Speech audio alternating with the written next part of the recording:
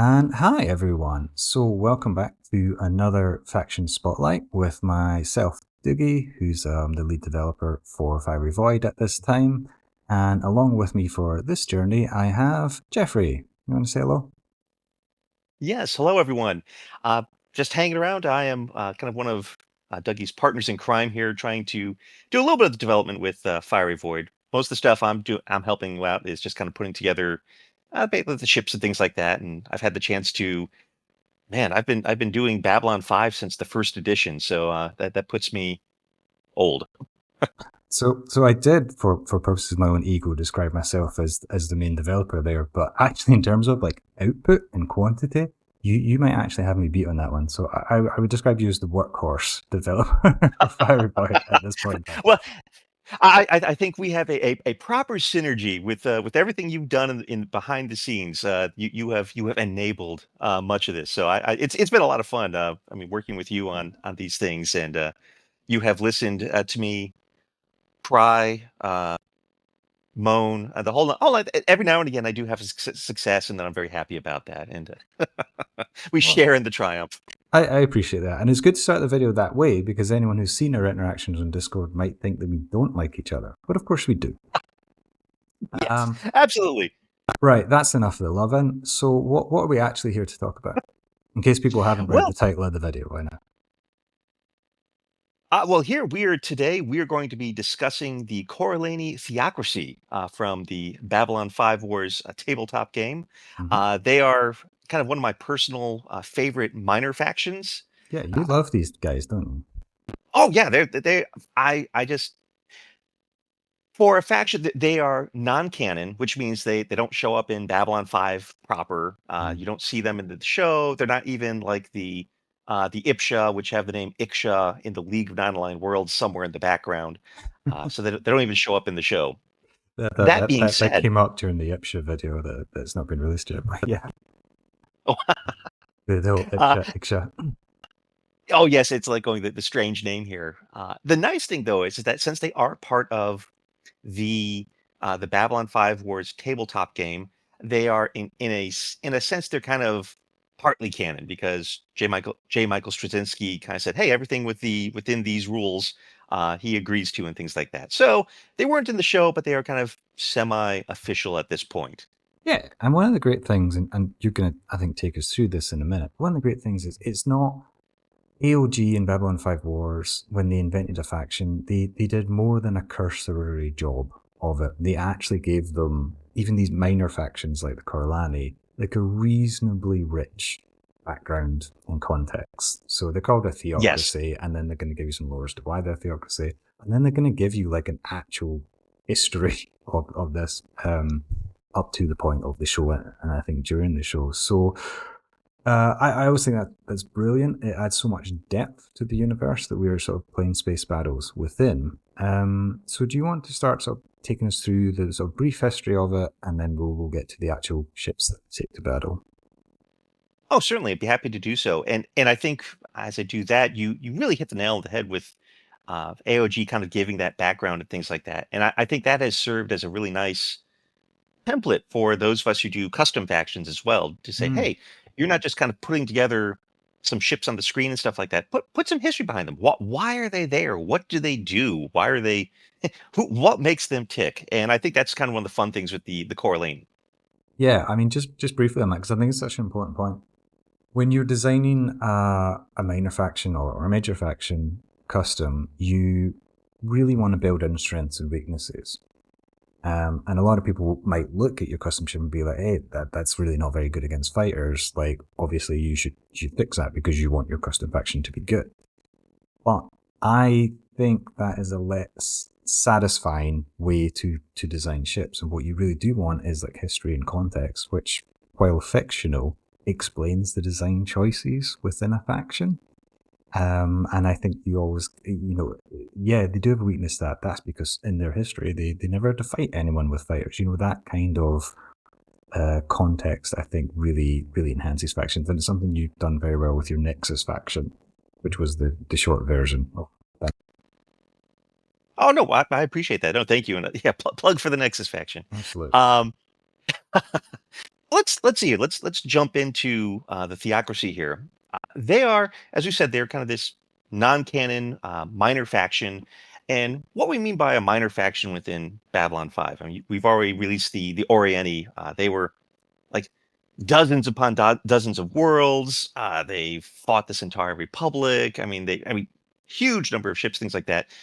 That's not the Corillani. They're kind of in between Narn and Centauri space. They only operate across two systems, and we have some history about that as well.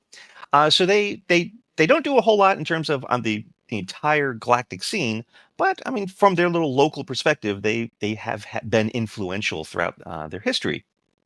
So if you want to go into the lore of the Corillani, they are they've really been kind of a spacefaring power since about the 1700s. So they're still a little bit older than some of the factions that are out there. Obviously older than Earth and things like that. But they're still definitely quite honestly a very young faction. That youngness also translates into what has happened over their history. As we've been mentioning, as you hear in their name, they are a theocracy.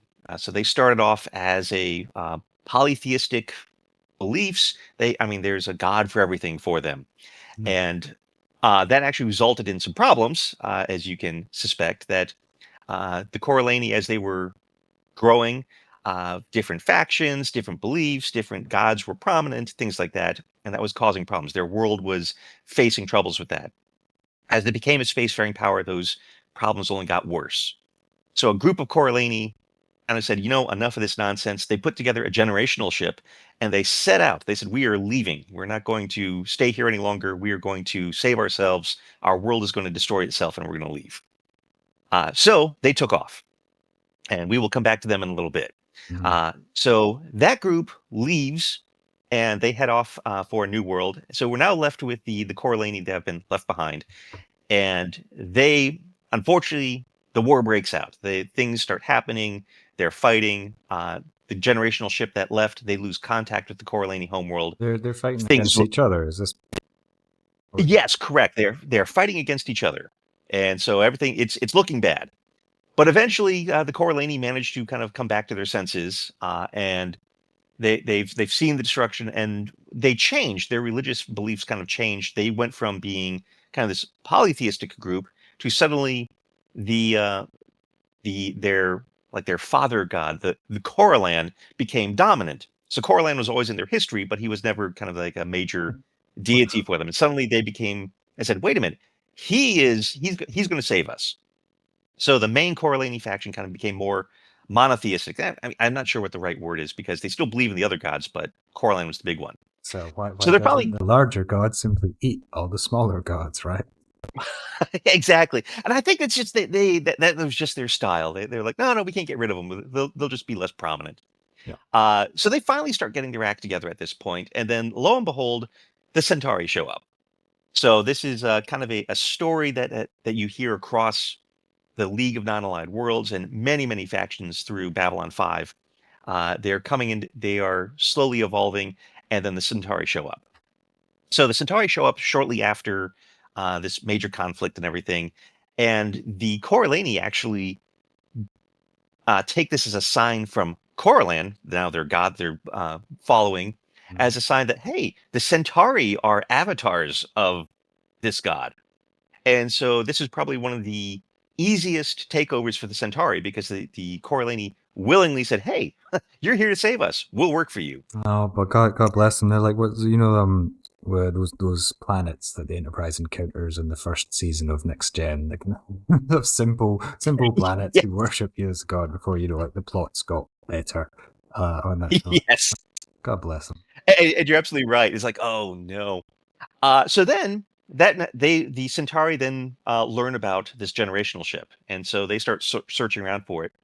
And after a little bit of effort, they find that this generational ship has reached the system of Orilan.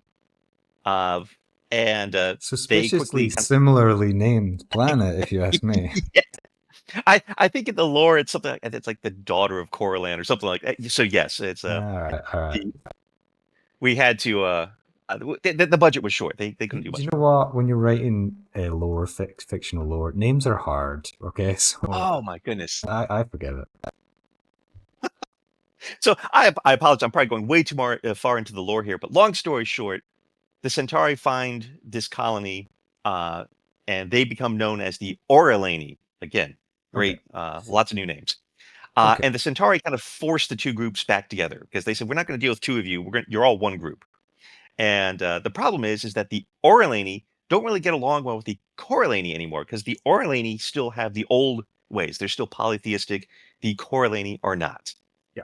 Um, And all of this is useful context to explain why we're talking about a single faction, but they have three very different coloured sets of yes, ships. yes. Which is a visual clue that these are, well, they're all Corillani ships. They have different kind of flavors. And so actually, as we're talking, I was thinking maybe it makes sense to go through them, not in a kind of like capital ships, HCVs and stuff like that. Shall we go through them, each of the three navies, essentially, one by one? Does that work? Yes, I think that makes perfect sense because really at this point their history doesn't. There's not a whole lot more to their history at this point because they become a Centauri client for the next like 400 years. The Centauri decline, they leave. The Narn take over. That's where the Corellani get a lot of their technology. Then the Narn leave. The Corellani become independent. They join the League of Non-Aligned Worlds, and then they didn't like the Centauri, so when the War of Return began with the Narn Centauri, the Corellani actually attacked the Centauri and then got They conquered again. didn't read the script. They got that wrong. No, no, no. And so, if you're keeping track at home, the Centauri are beating the Narn 2-1 on conquering the Corellani. Well, But finally, then there's still time, isn't there? yeah, the whole time it's competition between two. But as of the end of the Babylon 5 show, the Corellani are once again independent. Okay, so the three fractions. Okay, so Uh, they are a minor faction sandwiched between the Narn and the Centauri, and they've got three distinct navies. So yes. I think, but that was good. Actually, some of that lore I knew, a lot of it I didn't know. I mean, knew 2 planets, 3 navies, kind of thing. And I added them to the game. Do you know, like I say like, oh, so much rich lore in Babylon 5 Wars. We're so lucky to have it all. Half the time I don't read it, so sorry everyone. I know it's good, but I who's got time? Right. Which of the 3 navies would you like to start with? Let's start with the top, the Corellani People's Navy, in green CPN. here. Yep. Yes, this is the faction that I kind of fly the most often. Um, and this is, I think, the thing that kind of defines the Corellani as a whole is the synergy of their systems. They're not high tech. They don't have a lot of fancy capabilities. In fact, their ships make the Earth Alliance look maneuverable. So they're very, very sluggish. But the nice thing is they may be sluggish, but they have massive amounts of thrust. Yeah, I But what think makes 1.66 turn cost turn delay is the highest outside of basically mobile bases or something like that. It's yes. incredibly high, but it does have a lot of thrust. 16 thrust is pretty generous too.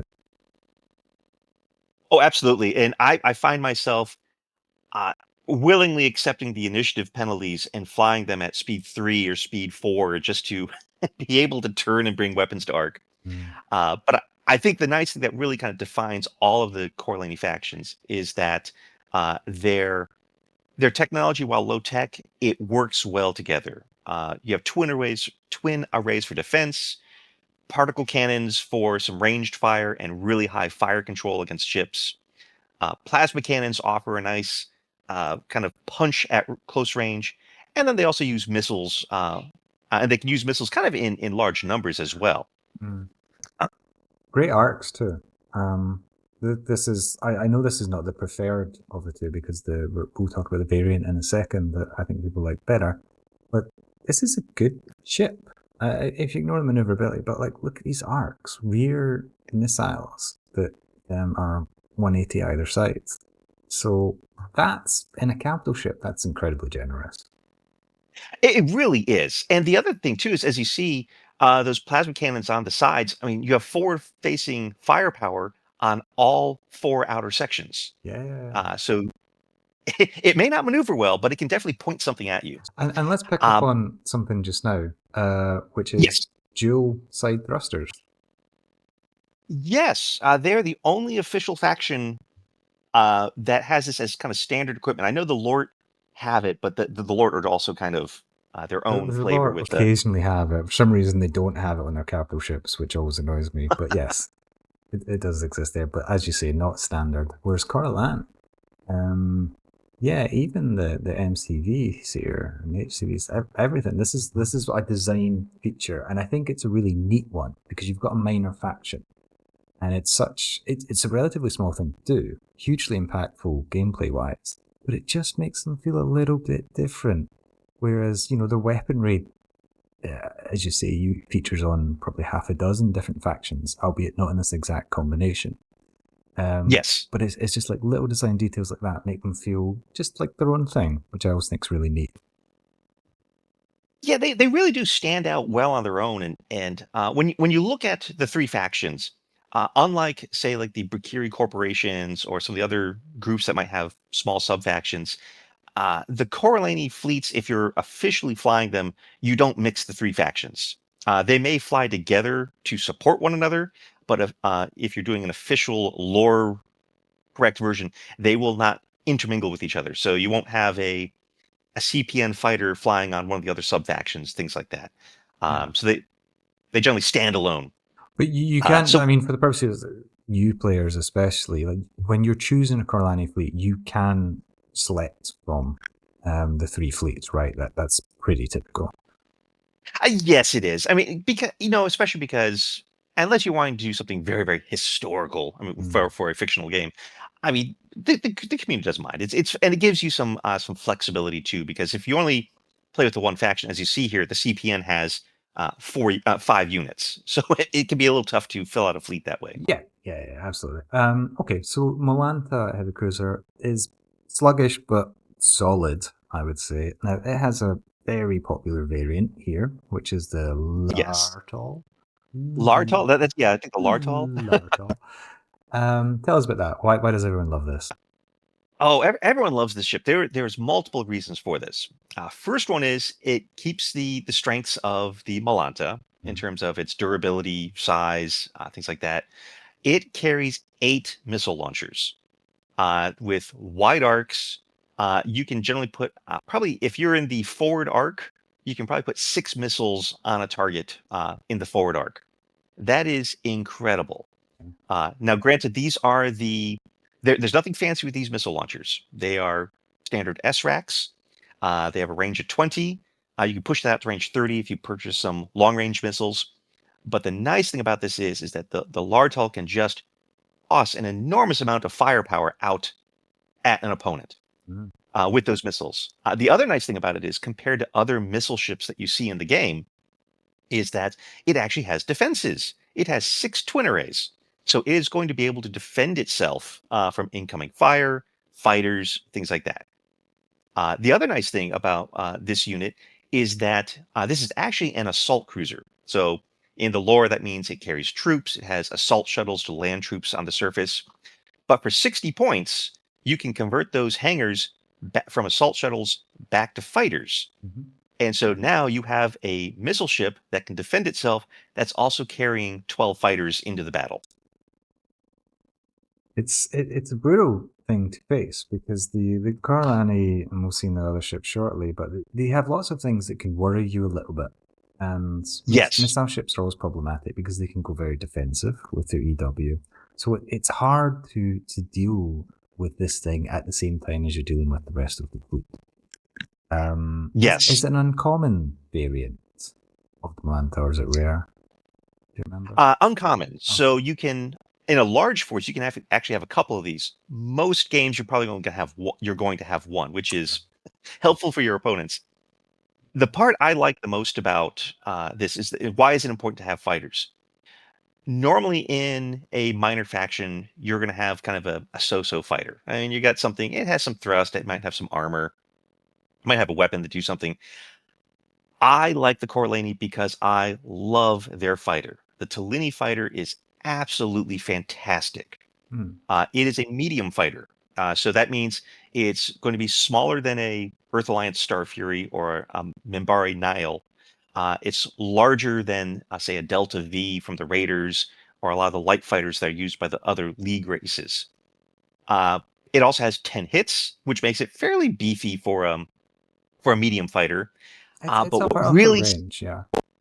But yes, and what really, oh, I'm sorry, Doug, I interrupted you. no, go on, because I think you're about to tell us about the gun. Yes, what truly sets this fighter apart is the fact it carries the same gun that the Narn Frazi carries. This does 1d6 plus 5 damage. This thing will obliterate pretty much any fighter that it encounters. Uh, if it's encountering an equivalent sized medium or light fighter, one shot, it's gone.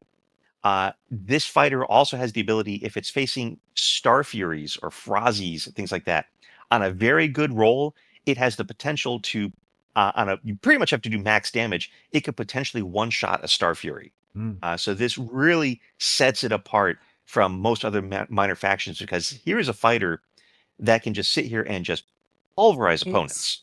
I would say on average it will take out the Star Fury, right? Because it's a linked gun. So if you hit, Yes. you're going to hit with 2. That's on average 8 or 9 damage per shot. So 17 damage minus armor twice, 13 damage. I mean, it's probably going to drop out if you don't put outright kill it. So yeah, it's deadly. The offensive bonus is 20, which is not the best by any means, but it's not terrible either. It's kind of middling, I would say, because Yes. the gun's only great if you hit with it. Is the reason I mentioned. Something else, and again, like the sort of double side thrusters, that really adds a flavor to this faction is there's 3 different types of Tellini, right? Yes. So each of the 3 navies has their own version of essentially the same fighter. So tell us about the CPN, this characteristics. Certainly. The CPN characteristic is they like to have a armored, durable fighter. So the CPN fighter has lower thrust. It only has about 9 thrust, Yeah. but it carries 3 points of armor across most of the hull. So it's forward facing, things like that. Yes. If you go down to, as Dougie's showing here, you're going down to the Corillani Space Forces, they kind of prefer speed over durability. And so I think they have, I think they might have 13 thrust on this one, if I'm not They mixing. do, Yes. and you can see they and the defenders of Corlan also their armor is 221. So the armor is reduced by 1 across the board, and but the thrust is 13, which I think is good. Because the difference is that the OSF forces, they have a 1d6 plus 4 gun. So their gun is also a little bit weaker compared to the Defenders, Corlan, and the CPN. And I know we're not talking about this navy at this point in time, but everyone gets very excited about the 6 to 11 damage on the CPN Tellini. I actually, in a way, prefer the OSF Tellini. I think the extra thrust is incredible. 13 thrust is great. 5 to 10 damage isn't bad. That's still no, not at all. The Star Fury has basically the same gun as this. Exactly. That's the Nile too. So I think people kind of overlook this one a little bit because the gun's just slightly weaker, but it has 4 more thrust, which is incredibly useful, I feel. Yes. And the other nice thing too is that since it's on a medium fighter frame, it has 2 extra initiative over heavy fighters and things like that. Yeah, initiative's 90. So honestly, these things, up against Star Furies, I wouldn't necessarily bet on the Star Furies winning. And to be fair, the price does reflect this. They all cost 312 points for full flight, which isn't cheap. No, they're about 5 points cheaper than a Star Fury. Yeah, okay. Right, let's finish off CPN though, because we've 2 other. Yes. So we've got the Garunda Destroyer, very solid ship again. Love these. Oh, yes. Well, I think what sets this apart is what really makes this a nasty ship is that it has those 2 180-degree arc missile launchers. Yeah. And not only that, they're in the primary. Yeah. That makes that. I mean, this ship can keep fighting. I have seen these ships beaten to an absolute pulp. I mean, literally, the front is gone, the back is gone, and it is still fighting because it has 2 missile launchers. Yeah, I think in lore they're based off the Rungoth, the Narn Rungoth concept. In Yes. many ways better. I will say they generally lose their front very easily. And Yes. this is something else about especially these ships and the CPN ships where their side profiles are massive. So Yes. like this HCV has a side profile of 80 before EW, which for an HCV is kind of insanely easy to hit.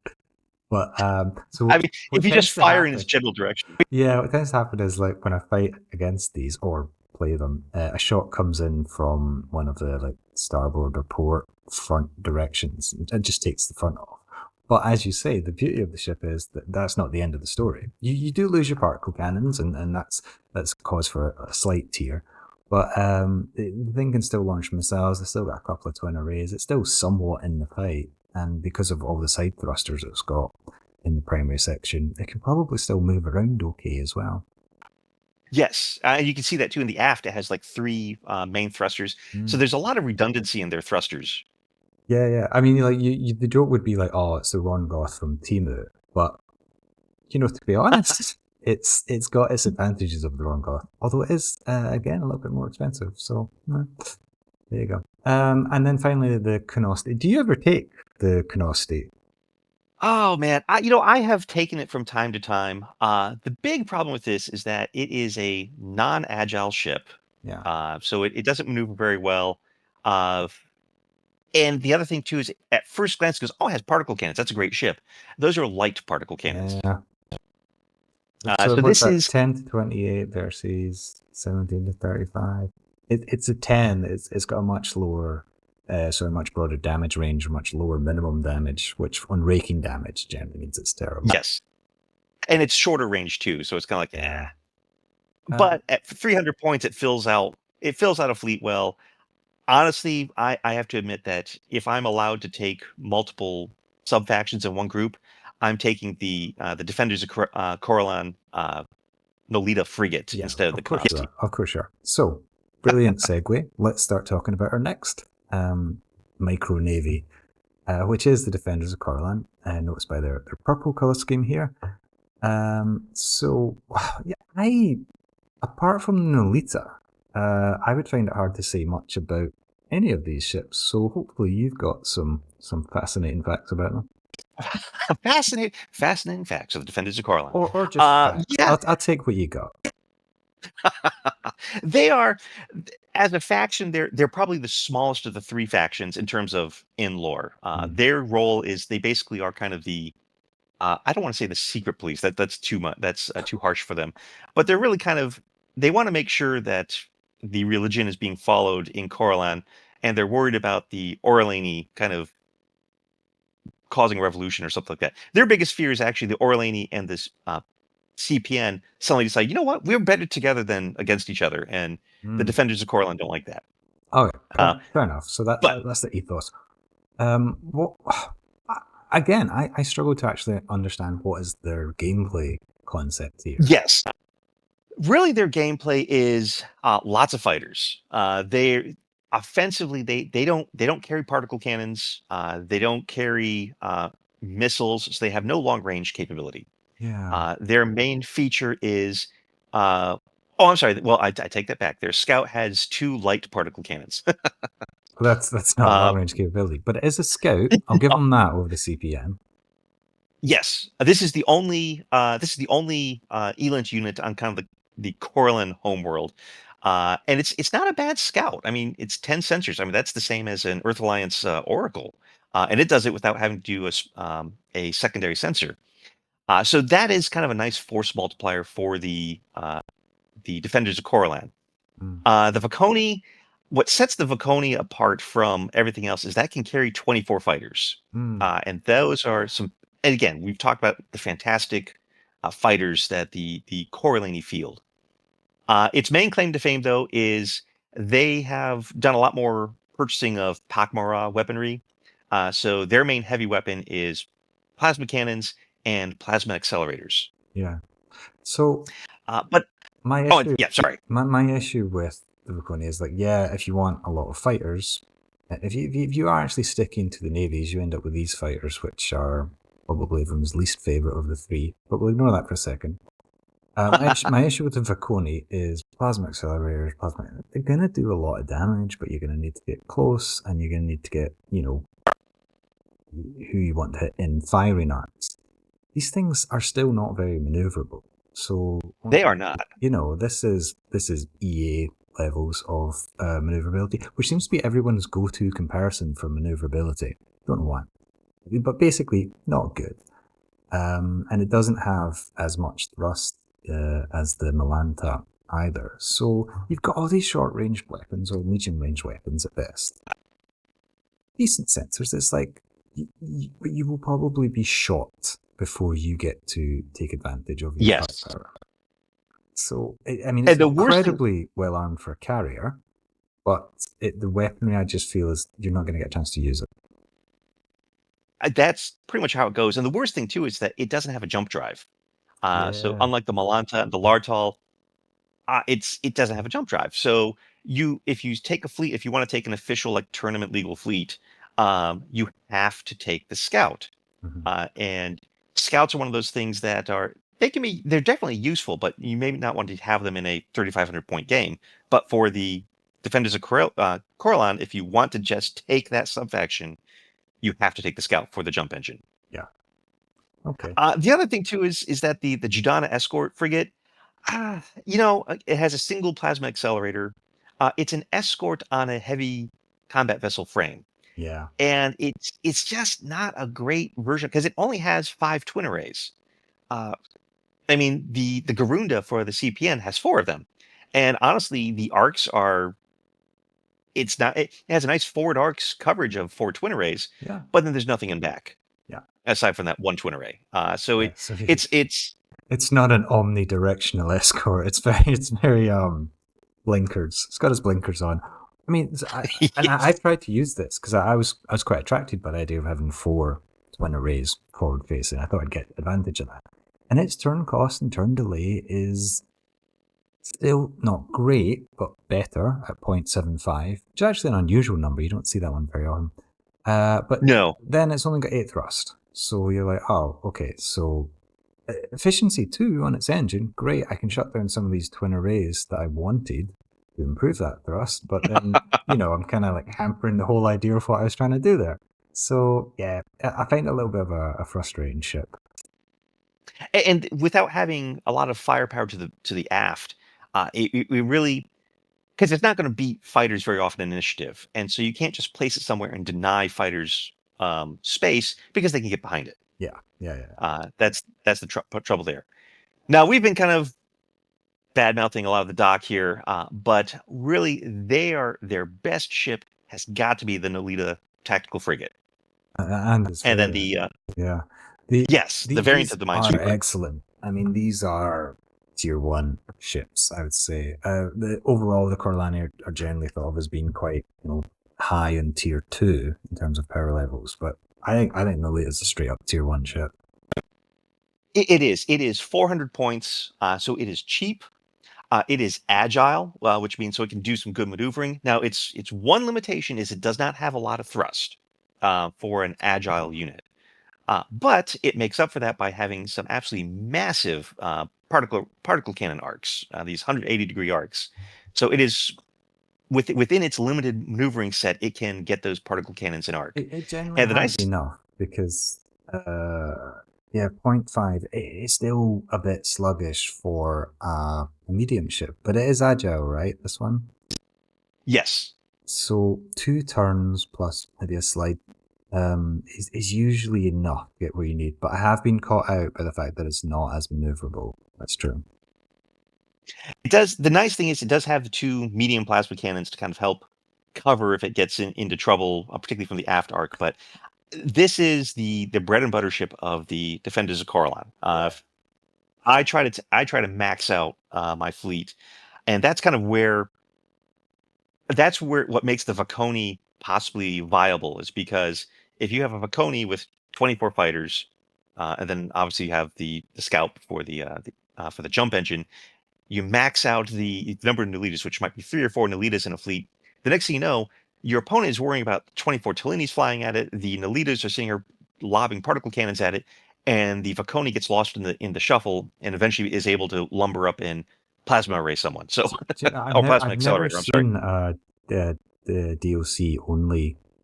Wait, and actually, I think I might try that after this recording. At some point. It's a different style. It's very different. One of the issues I have with the Chudana is if you want an escort, you're probably just going to take the variant of the Nolita, the Devota, right? You get Yes. twin arrays, and you're probably going to get a chance to use them. Plus, a couple of particle cannons, which we are always excellent to have. So, Oh, absolutely.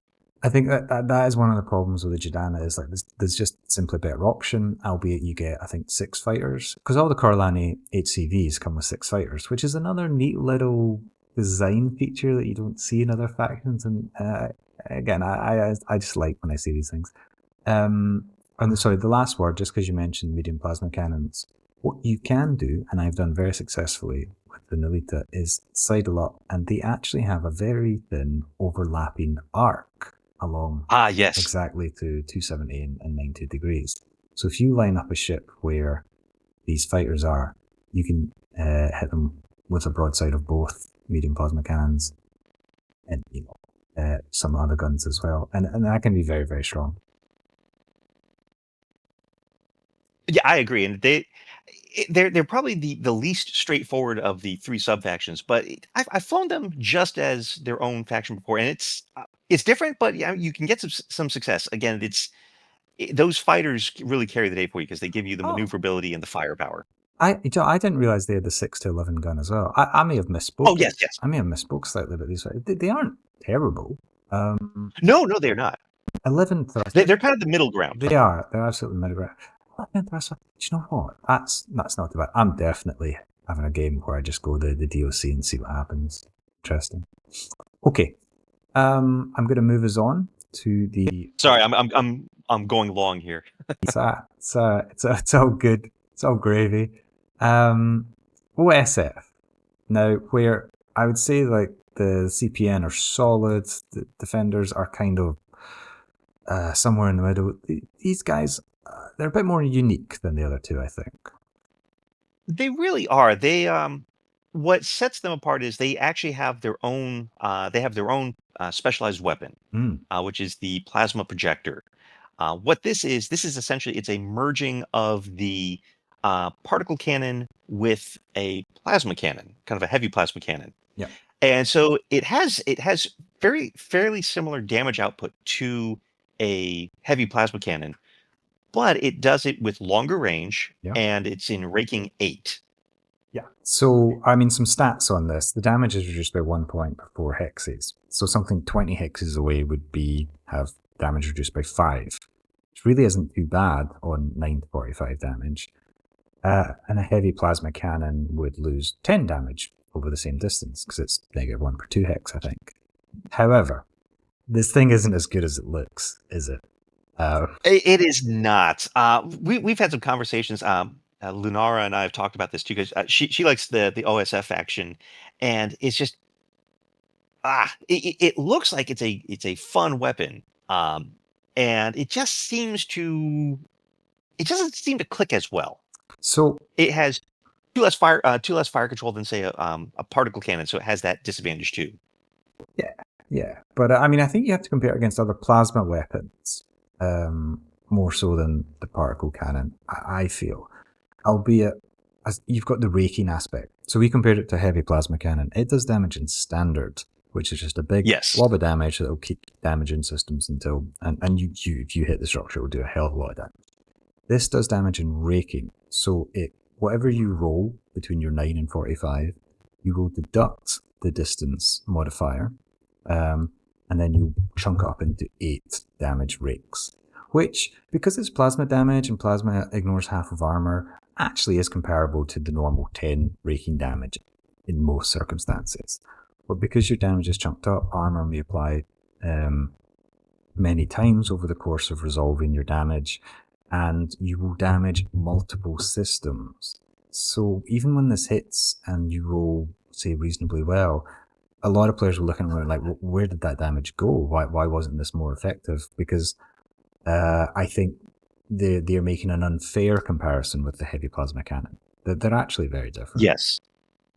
Yes, they are, and I think that's the hardest thing for them because they do have some plasma cannons on their forces, but they kind of Yeah. lack the punch of the other two factions. They don't have a plasma accelerator. They don't have many heavy plasma cannons. They do carry a couple of missiles, but again, missiles are not widespread across their forces. No. In fact, it's only on the Intona. The thing about the Intona is it's really cheap, and it's not Yes, it is. badly armed. It's got much better maneuverability, 12 thrust and only one for turn cost and turn delay. Sensors are actually a little worse. I look at this and I take a couple of these and I think I'm going to get good value out of these, but it never seems to really work out that well.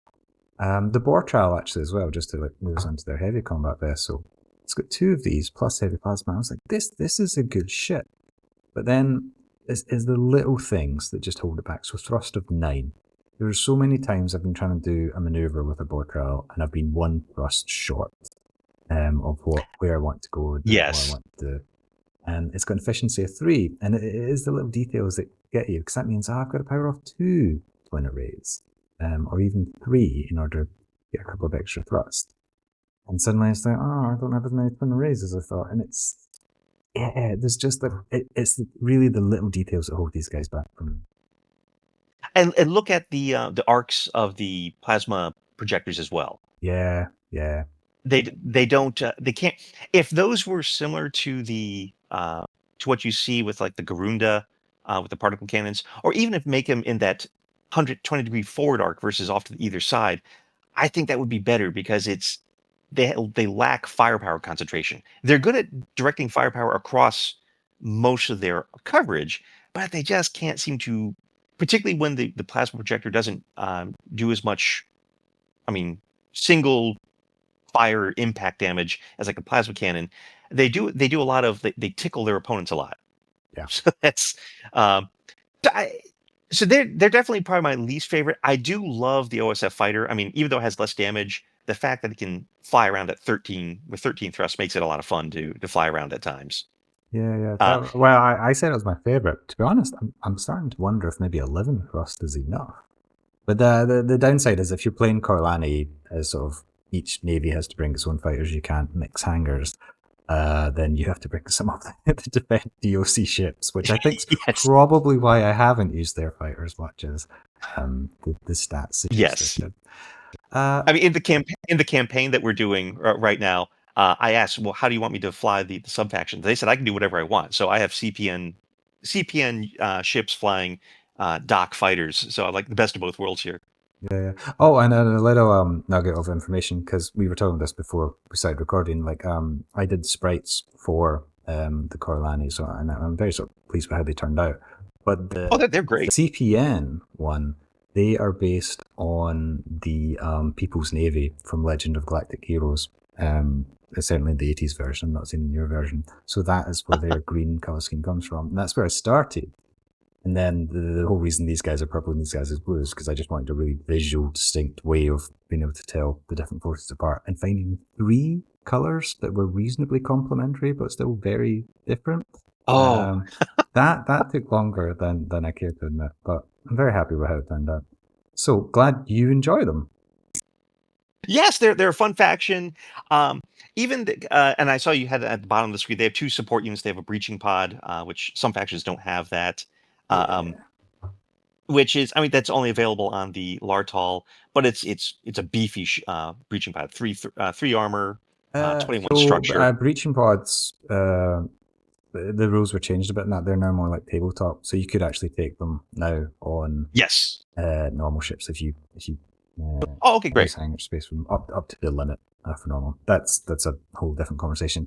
I think we should probably just quickly summarize this faction then. Yes. And then say our Cheerios.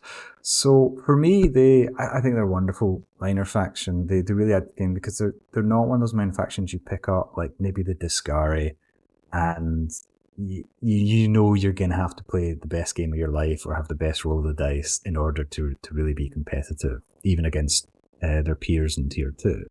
This faction is actually solid, despite being quite a small one, and on a good day could be a tier 1 faction, but certainly will always be competitive in their own tier 2. So I think there's such a great example of just a completely invented for the game faction that enhances playing experience. What do you think? Dougie, I think that's a great way to summarize it. They're a fun faction. They have a lot of strength to them. Uh, and, even though we were kind of down on the OSF a little bit, I think what's really fascinating is that you have three independent sub factions, and in their own way, they're all kind of competitive in their own way, exactly as you're saying. And that I think that really makes it a lot of fun because you can kind of suit your play style or just say, you know what, I'm going to try something different. And so they're a favorite faction of mine. I love flying them. They're a lot of fun to just get out there with, uh, and they can be a little like you said, they can be a bit surprising because they go, oh, these are a tier two faction, and as you said, I have no fear flying these guys against Earth Alliance or the Narn or things like that. Hey, you may not win, but they're definitely going to. You're going to let your opponent know that you're in for the fight. Yeah, no doubt. Okay, great summary. And all's left to do is for me to thank you for your time and your knowledge about the Corillani. It's been great having you. And yeah, if you just want to say your goodbyes to any listeners we might have. If anyone's still with us, no, thank you as well, Dougie. This has been fun. I enjoy doing this, and it's great to keep talk with people about the game we love. All right, fantastic. I'll see you in space, everyone. Bye. Take care.